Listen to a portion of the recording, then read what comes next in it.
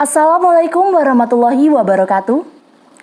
SMA Negeri 1 Situbondo akan melaksanakan USP pada tanggal 1 Maret hingga 10 Maret tahun 2021 serta EHB 2KS pada tanggal 15 Maret hingga 1 April tahun 2021. Saya, Anissa Putri Cecilia Haq, kelas 12 SMA Negeri 1 Situbondo, kali ini sudah bersama dengan Kepala Sekolah SMA Negeri 1 Situbondo, Bapak Dr. Andes Nur Hidayat Yuliadi MPD, akan membahas terkait dengan agenda yang akan dilaksanakan oleh kelas 12, serta yang terpenting akan membahas mengenai USP dan juga EHB 2KS.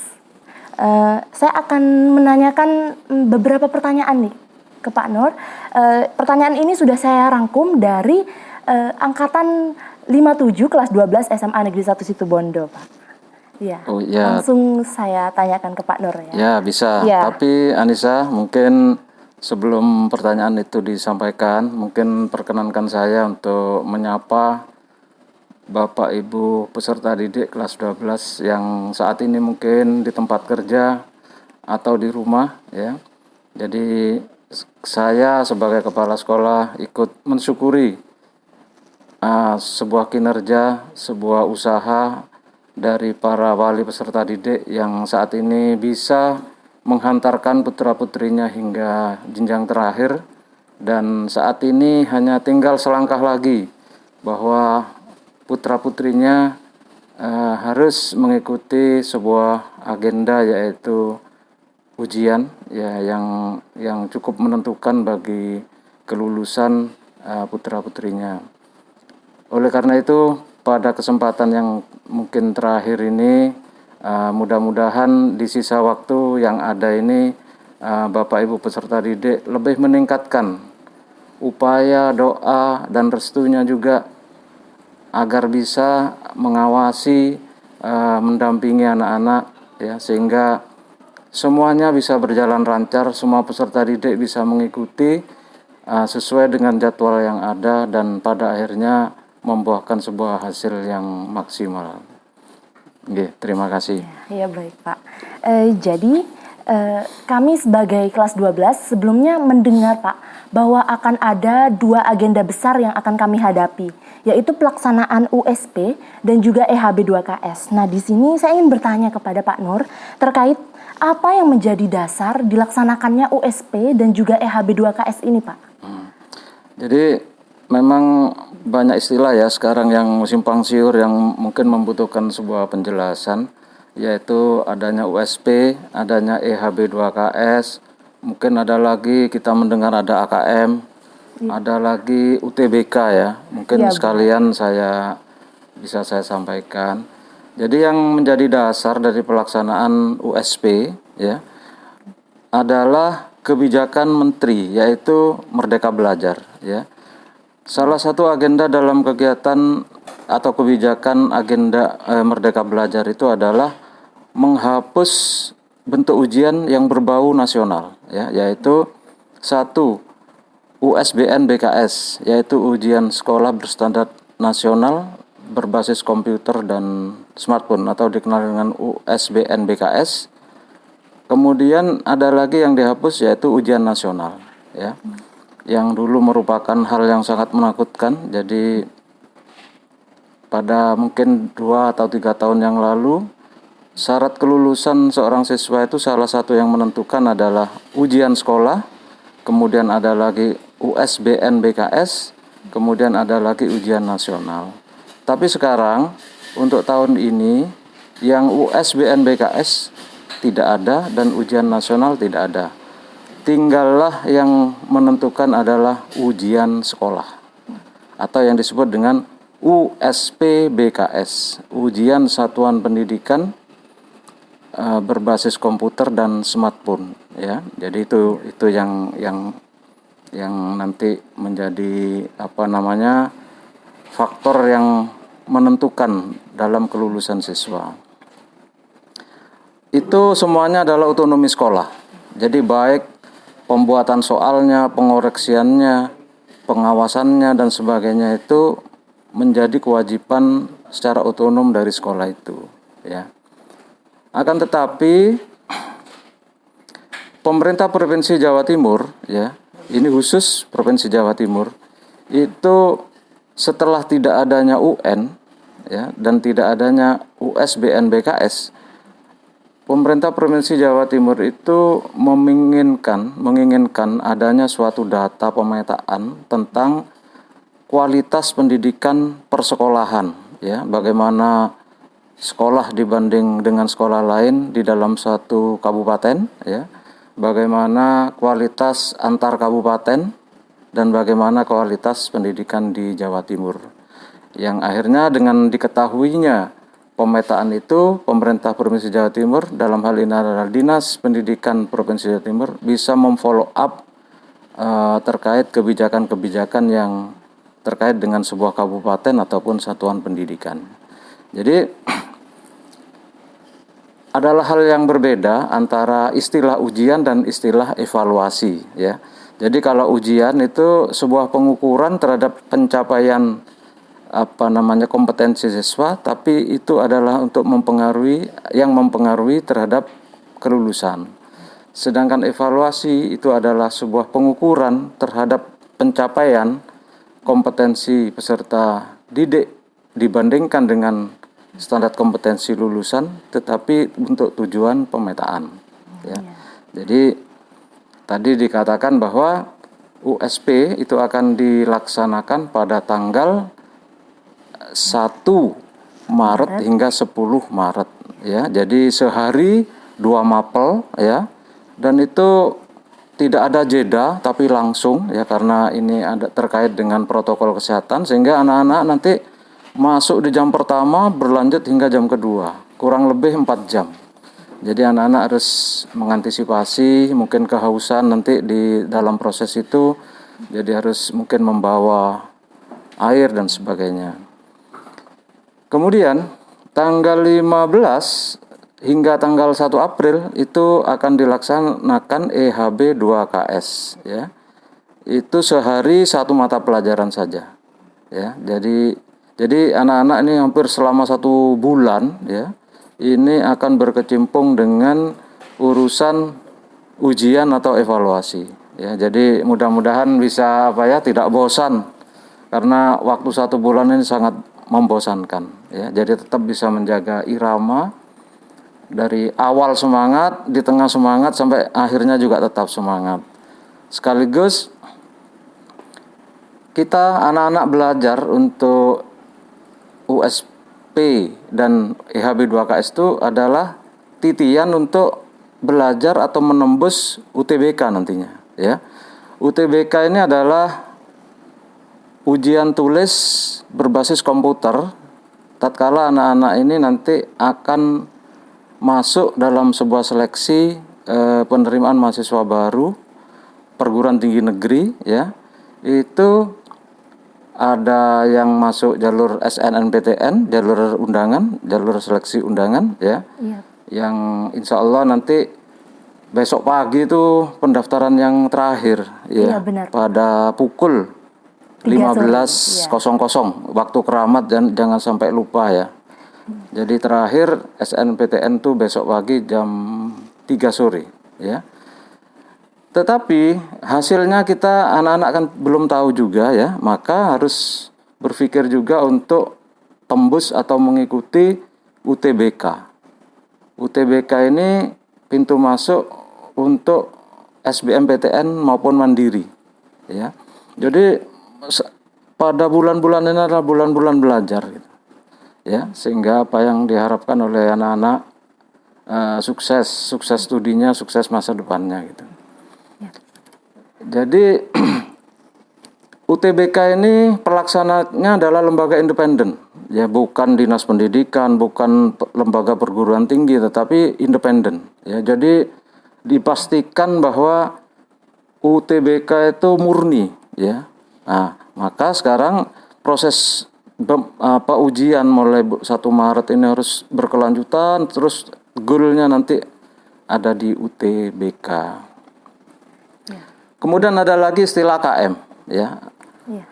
AKM. AKM ini sebuah penilaian terkait dengan kompetensi minimal, manusia, ya, yaitu tolak ukurnya itu dilihat dari kemampuan literasinya dan numerasinya, ya. Jadi seseorang yang menguasai atau memiliki tingkat numerasi dan literasi yang tinggi itu adalah manusia pembelajar, ya. Jadi menjadi bekal dia untuk terus belajar, sehingga mereka ditambah dengan karakter yang baik nanti, karena di dalam AKM itu di samping ada kemampuan literasi, ada kemampuan numerasi, tapi ada survei karakter, ya. Jadi tidak cukup hanya manusia itu memiliki kemampuan literasi, tidak cukup hanya kemampuan numerasi saja, tanpa adanya karakter yang positif, karakter yang bagus itu bukan apa-apa, ya.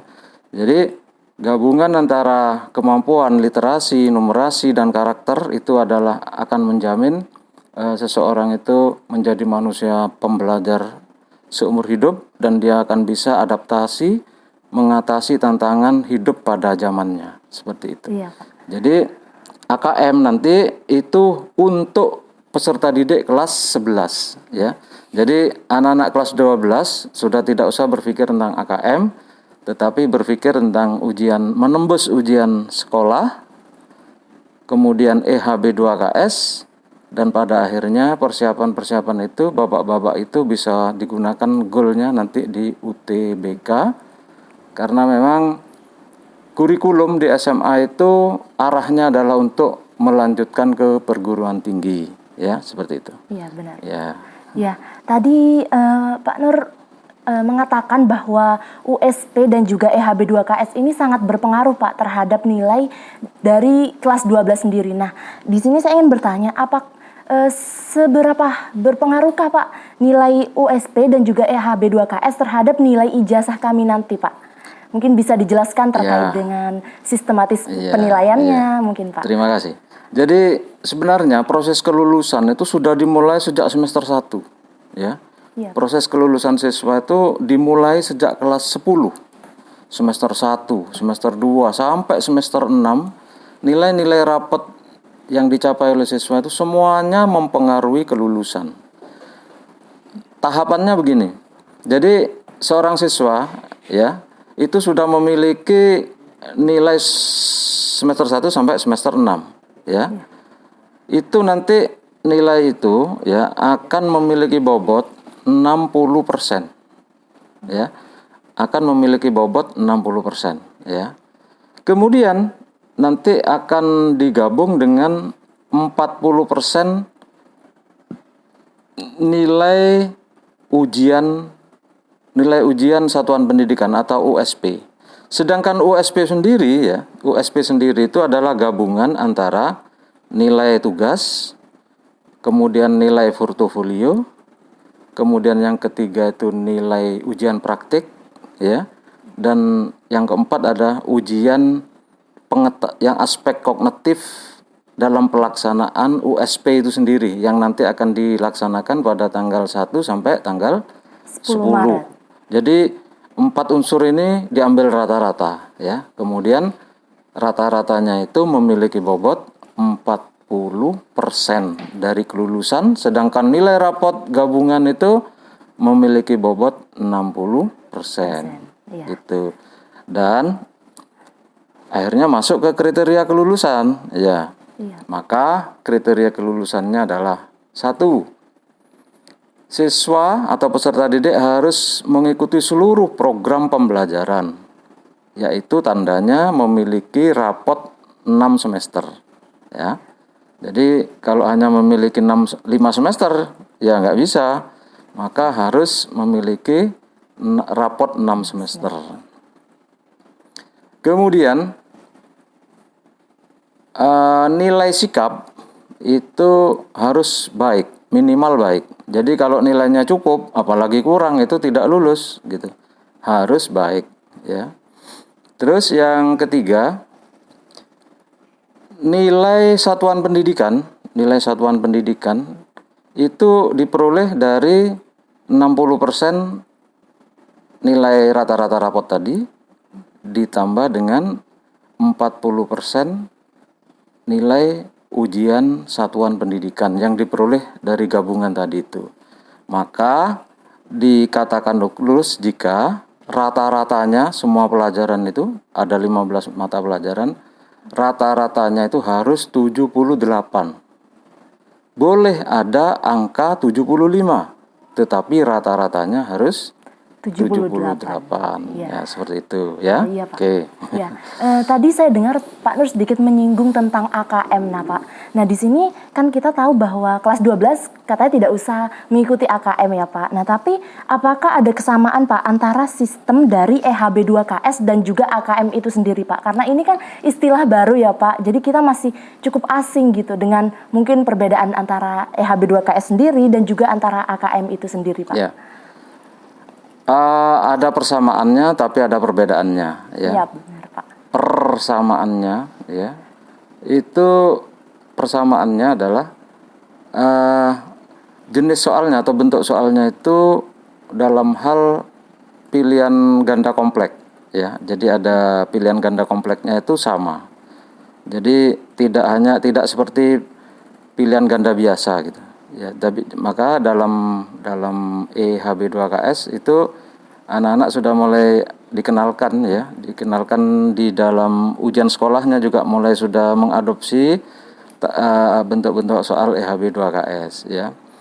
Tetapi perbedaannya adalah materinya ya. Kalau EHB2KS materinya adalah materi pelajaran yang bentuk soalnya seperti AKM gitu. Jadi tidak bisa tanpa belajar mata pelajaran gitu. Tapi kalau AKM itu bentuknya seperti yang tadi saya sebutkan, tetapi materinya bukan pelajaran, gitu, bukan pelajaran, ya. Nah, bukan pelajaran, jadi umum, ya. Jadi literasi umum, kemudian numerasi juga numerasi umum. Dan AKM ini materinya sebenarnya nanti mirip dengan UTBK, gitu. UTBK itu nanti dirancang seperti AKM ya. Hanya 70% UTBK itu tes potensi skolastik ya. TPS ya. Kemudian yang 30% itu adalah TPA. Nah, yang TPA ini berbasis mata pelajaran gitu. Yang 70% itu umum seperti itu. Ya, jadi teman-teman tadi kan sudah dijelaskan ya sama Pak Nur terkait dengan USP dan juga EHB2KS. Nah, maka dari itu tidak ada alasan nih bagi kita buat nggak belajar karena materinya benar-benar padat dari kelas 10, 11, dan juga 12. Jadi harus benar-benar disiapkan nih teman-teman. Benar kan Pak Nur? Betul. Ya, betul, benar ya, sekali. betul. Nah, Pak, karena ujian ini kan sepenting itu ya Pak bagi kelulusan kelas 12. Nah, jadinya seluruh siswa kelas 12 di sini wajib ya Pak untuk mengikuti USP dan juga EHB2KS? Wajib ikut. Jadi nanti seandainya ya anak-anak itu ada yang sakit, itu nanti ada jadwal susulan ya. Kalau yang ujian sekolah itu nanti agak fleksibel pelaksanaannya ya. Tetapi yang EHB2KS itu kalau nggak salah April, tanggal April. 5 sampai tanggal 9 April. Iya. Betul, April. Ya, jadi teman-teman harus jaga kesehatan ya agar kita bisa mengikuti ujian bersama-sama. Nah, benar Pak Nur? Ya. Lulus bersama-sama juga. Iya, benar sekali itu. Nah, untuk selanjutnya Pak, sebenarnya bagaimana sih Pak nanti teknis dari pelaksanaan EHB2KS ini Pak? Dan bagaimana kesiapan sekolah untuk menyiapkan mungkin fasilitas dan juga pelaksanaan dari protokol kesehatan di sekolah Pak? Karena kan kita tahu bahwa ujian ini dilaksanakan di tengah pandemi Pak. Bagaimana kesiapan dari sekolah untuk menyiapkan dua agenda besar bagi siswa kelas 12 itu? Ya, terima kasih Anissa. Jadi saya mulai dulu dari pelaksanaan USP atau ujian satuan pendidikan ya, yang mulai tanggal 1 nanti. Platformnya adalah kita akan menggunakan cara luring, jadi siswa itu datang ke sekolah ya. Tetapi pelaksanaannya nanti dari 10 kelas itu akan disebar ke dalam 20 kelas. Jadi setiap ruangan itu berisi maksimal 18 ya. 18 anak maksimal, dan platformnya adalah berbasis smartphone dengan Google Form ya, menggunakan Google Form seperti itu. Oh, Ya, iya, seperti ini. jadi langsung satu sesi, sudah selesai seperti Iya. itu. Terkait dengan protokol kesehatan yang disiapkan, Nah, Pak. jadi Apa sekolah sudah benar-benar 100% siap, Pak, untuk ya, mengadakan jadi ujian besar itu? Jadi yang EHB2KS itu masih ada dua pilihan nanti ya. Bisa dilaksanakan secara luring di sekolah dengan berbasis komputer ya. Tetapi bisa juga nanti dilaksanakan di rumah berbasis smartphone ya. Ini nanti pilihan ini akan kita pilih yang mana itu melihat perkembangan dari USP ini. Iya. Ya, kalau USP-nya berjalan lancar, tidak ada masalah, nanti bisa secara luring di sekolah dengan berbasis komputer. Tetapi jika ada perkembangan yang tidak kurang bagus, nanti kita akan ujian dari sekolah, dari rumah seperti Iya. itu. Ya. Berarti masih bisa berubah ya, Pak, kebijakannya? Kalau yang EHB ini masih belum kita pilih, ya. Tapi kalau yang USP sudah kita pilih. Iya, berarti Ya. secara luring ya, Pak? Secara secara luring. Oh iya, benar. USP secara luring, ya, Iya, secara Pak. luring. Iya. Tentang protokol kesehatan, ya. Jadi makanya kita menyebar maksimal itu 18 anak dalam satu ruangan, ya. Itu supaya nanti anak-anak itu memiliki jarak yang ideal, yang siksak gitu ya. Jadi tempat duduknya siksak. Sejak awal masuk di sekolah itu akan ditermogan. Jadi anak-anak yang kedapatan suhu badannya itu di atas 37,5 itu tidak diperkenankan untuk ikut ya. Kemudian ada cuci tangan memakai sabun dan air mengalir ya. Kemudian di tiap-tiap kelas nanti disediakan juga hand sanitizer ya. Dan waktunya itu berkelanjutan, jadi tidak ada istirahat. Supaya anak-anak itu tidak ada istirahat kemudian kumpul-kumpul. Jadi begitu masuk langsung masuk ruangan sampai 2 mapel selesai kemudian pulang seperti itu. Itu sebuah usaha yang kita usahakan agar memenuhi protokol kesehatan seperti itu. Iya, baik, Pak. Nah, selanjutnya saya ingin bertanya, Pak, apakah ada persyaratan khusus, Pak, bagi siswa agar dapat mengikuti USP dan juga EHB2KS kan? Karena kita tahu terkadang teman-teman masih ada yang belum mengerjakan tugas ini, mungkin tugas per mata pelajarannya ini ada yang belum selesai gitu, Pak. Apakah siswa yang belum tuntas, Pak, di kelas itu boleh mengikuti USP dan juga EHB2KS, Pak? Pada dasarnya anak-anak SMA 1 ini sudah masuk dalam daftar nominatif tetap sebagai peserta ujian. Jadi anak-anak sejumlah 361 itu ya harus ikut ujian sudah harus ikut ujian. Ya. Masalah nanti ada kekurangan sedikit-sedikit itu bisa kita lebih fleksibel untuk ada susulan tugas dan sebagainya. Oh iya. Ya, seperti supaya nilainya tidak kosong. Iya. Okay.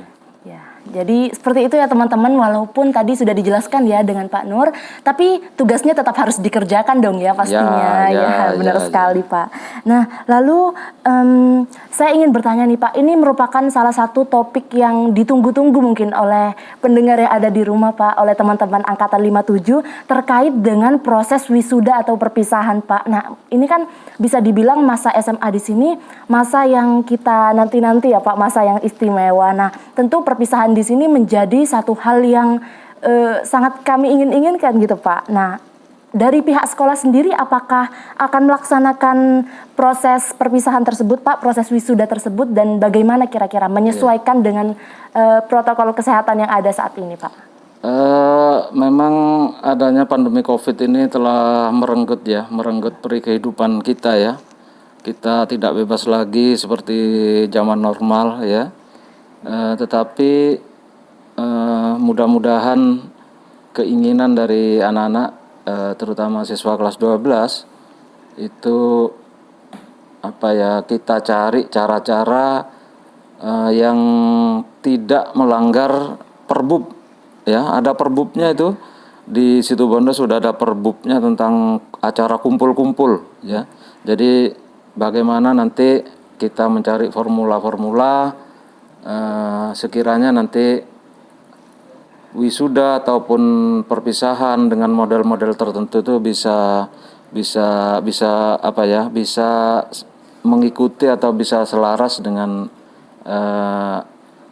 perbub penanggulangan COVID di Situbondo seperti itu. Iya Pak. Okay. Iya. Karena besar harapan saya sebagai salah satu wakil dari kelas 12 ya Pak, agar kami ini bisa melakukan acara pelepasan dengan memorable mungkin Pak. Jadi bisa diingat Pak sampai nanti kami tua mungkin. Ya Pak, mudah-mudahan anak-anak juga bisa memberikan kontribusi pemikiran ya. Jadi tidak nabrak itu, tapi ini bisa terlaksana itu kita diberi masukan-masukan ya, sehingga kita itu tidak kemudian nanti dibubarkan misalnya seperti itu ya. Kan sayang juga kita sudah mengadakan acara yang mendesain acara sedemikian rupa tiba-tiba dibubarkan dan sebagainya. Maka ini mari kita cari formula bersama-sama ya. Bersama-sama termasuk dari siswa juga nanti bisa memberikan pemikiran-pemikiran ya. Iya benar. Ya, makasih. Ya.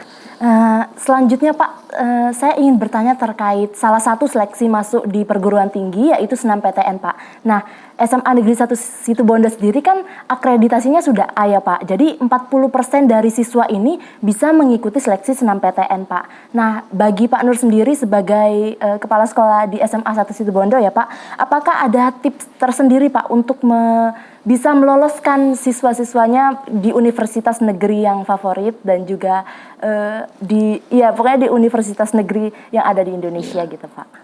Jadi alhamdulillah ya, sekolah kita itu akreditasinya A, sehingga siswa eligible dari sekolah yang terakreditasi A itu sejumlah 40% dari peserta didik masing-masing programnya diambil 40%. Maka 40% itu diundang atau jalur SNMPTN namanya ya, atau kalau dulu namanya diundang atau undangan untuk masuk perguruan tinggi negeri tanpa tes, tetapi melalui seleksi nilai rapot ya.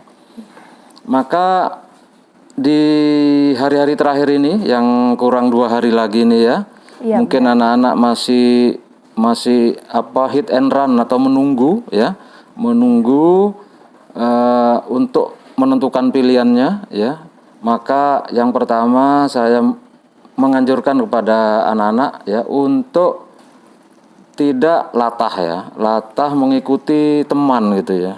Misalnya seperti tawon itu ya, kalau satu ke sana semua ke sana, itu jangan ya.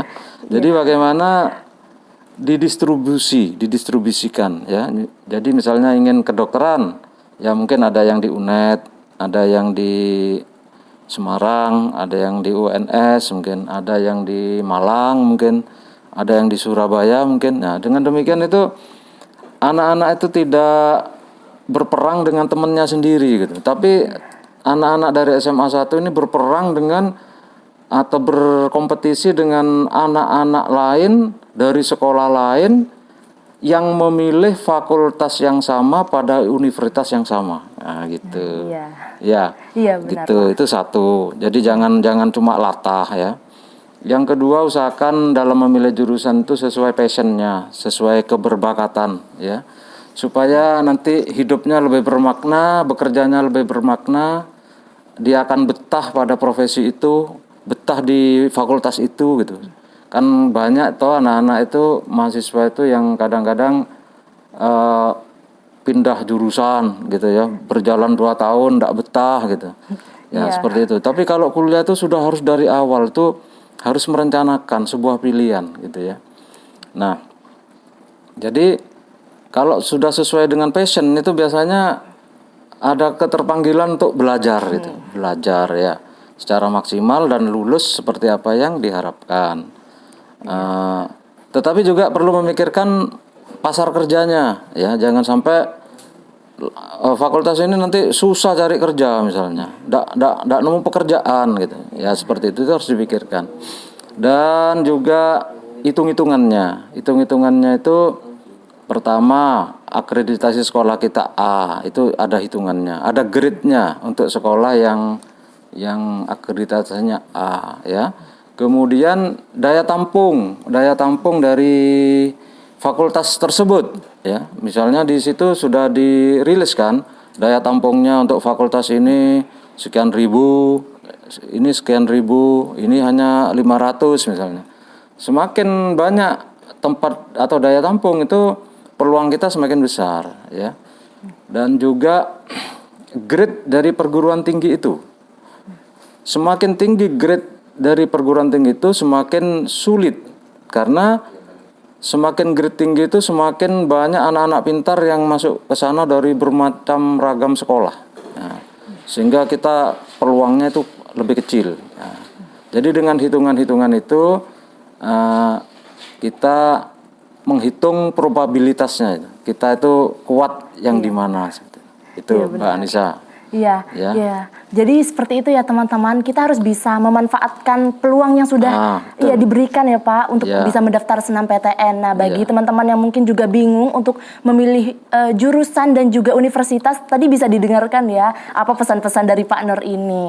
Ya, jadi terakhir ya Pak Nur, mungkin ada himbauan atau pesan yang ingin disampaikan kepada teman-teman kelas 12 SMA Negeri 1 Situbondo, mungkin bisa disampaikan Pak. Ya, jadi untuk anak-anakku peserta didik kelas 12 sebenarnya ini terdiri dari anak-anak reguler dan anak-anak KBC juga ya.